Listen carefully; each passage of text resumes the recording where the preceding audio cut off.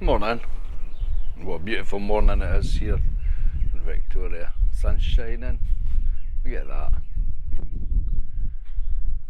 Absolutely beautiful. So anyway, day off today. So I'm going to talk about batteries and specifically KTM 1290 Super Adventure battery. I've been through this before a few times, and somebody just asked me today about batteries, and again I had to explain. So I'm going to explain to you about KTM 1290 Super Adventure and the battery that you should have in it. So, excuse me, I'm on my morning coffee. So, you've got three types of batteries. You've got your standard, which is a lead acid battery.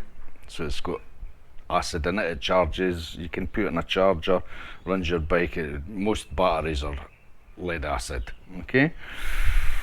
And then you've got the gel or super gel battery. So instead of the acid being in a liquid, it's actually in a gel, so it doesn't slush about, it won't spill, it's a lot safer.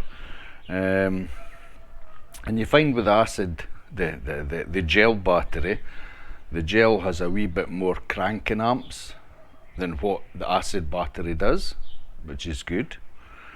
And then you've got a lithium battery. Now a lithium battery is the sort of more modern of the batteries, a wee bit more expensive. Is it any better? Don't know, I don't think so. I've tried a lithium battery. I've known a few people that have used lithium batteries, and for the price of them I'm not that impressed. I found the gel battery seems to be the best out of the three. Now the cranking amps, okay, the cranking amps of a battery is the amps that the battery uses to crank your engine. So when you see CCA on a battery, that's cold cranking amps, and it has a number next to it, that is what the cranking amps is. So if you're looking at two batteries for your bike, you're not sure which one to get, have a look at CCA, if it's cold cranking amps. If it's higher, get that, it'll turn your engine over, it has more power to turn your engine. Anyway, getting back to KTM 1290 Super Adventure, as you all know, that's my ride. Euro 1290, as well as Mix Vaquero. I love that bike. I've got the Bolt, and I got my daughter's Aquila. So KTM 1290 Super Adventure. Now I believe that these bikes are coming out with a gel battery, and it's resolved all the electrical issues that the previous model of the 1290 Super Adventure had, or it should be. I'll show you my battery. This is it here. So I got this one out of AMX Motorcycle Superstore at Hoppers Crossing. So it's a YTZ14S iGel, 12 volt, 11.2 amp, 10 hour. It's got an iCell. It's an iCell intelligent battery. What it means is it's got a pre-test before installation. You can press it, it tells you whether the battery is good, bad, or needing charged. Just a gimmick, really. Anyway, that's the battery I've got in this, and the reason I put that in was because the normal battery just wouldn't run the bike. Nearly every week, in fact sometimes daily, I was getting warnings coming up on the screen. I was getting everything like suspension warnings, MTC failure, general failure, you name it, I was getting it. Sometimes if I stalled the bike, which I don't do very often, but there was one time the wife was on the back and I stalled it, and of course I tried to start it right away, and I got bloody MTC failure, I got suspension failure. I couldn't adjust the ride of the bike, you know, you can set the load on it electronically, nothing like that would work, and I thought, oh no, what's happened with this? And all that was down to the battery, and I'll explain why. In a normal battery it has 12.5 volts normally. But in a lead acid battery, when you press that starter button to start the engine, it's using a lot of these volts to crank the engine over. So all your other bits of your system on your bike, like your ignition, your injection, everything like that, also needs power at the same time as the starter. But what happens on the KTM is it uses all that power to crank the engine over, that sometimes there's not enough to run the fuel injection or anything. So the bike won't start, and it comes up with warnings and failures and everything else like that. So you've got to really have a well charged battery, and sometimes even that doesn't do the trick. Whereas the gel battery has more cranking amps on it, and it holds its charge better, it doesn't lose its charge. And every time you jump on the bike, you press the button, it starts. Never a problem. I've not had a failure in over a year since, in fact nearly 2 years since I put the gel battery in it. So I'll show you exactly how to test your battery. I'll just go and get my, so this is my voltage tester, and what I'm going to do is I'm going to show you. Most people will know how to do this, but there's some people that have never worked one and they're not sure, so I'm going to show you how to use it. So this is really easy. You switch it on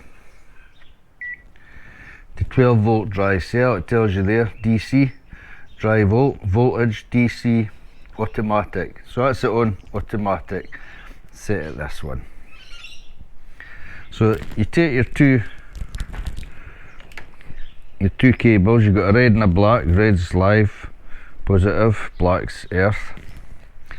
So you just lean them on there like that, so as they're picking up the voltage. And as you can see on a gel battery, the voltage is sitting at 13.7 volts. I'll just show you if I take one off, if I put it back on, 13.7 volts. Now that's a good voltage for a battery. Now I'll show you what happens. We'll put the ignition on.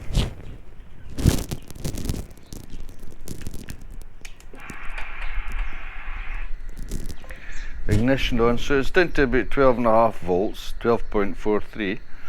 Now I'll show you, watch the voltage when I try to start the bike. See what it drops to.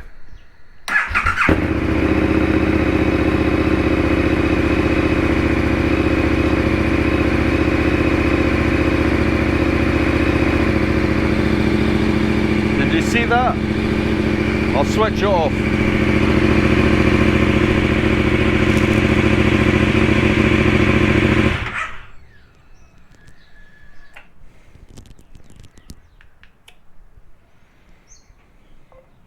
And ignition off. So there you go, ignition off, it's heading back up to 13 volts. So what happened was, the bike was sitting at 13 volts. As soon as I put the ignition on, it dropped to 12.5 volts. Plenty of power for cranking the bike. And because the gel battery is high cranking, when I cranked it over, it dropped down to about 10. I think it just dropped to 9.8 or something, just vaguely, I'm not sure, but usually it'll drop to about 10 on average, maybe hit 9.8, something like that, as it's cranking. So that means there's 9.8 volts left in the system to feed the rest of the bike, to feed the fuel injection, to feed all the electronics. And that's enough. If I cranked the bike and it dropped way below 9, that would mean, which is what you get with an acid battery often, that would mean that the battery is not powerful enough to run all the electrics as well as cranking the bike. So it's going to throw up failures. Every time something goes with electrical, there's not enough power, it'll throw up a failure. And on your screen you'll get general failures, MTC failures, suspension, you name it, you'll get it, all because of the battery. So the way to remedy your problem with a KTM is to buy a gel battery. And I don't care what anybody says, I've seen a few people with this problem and I've told them what to do and they've done it and it's cured it.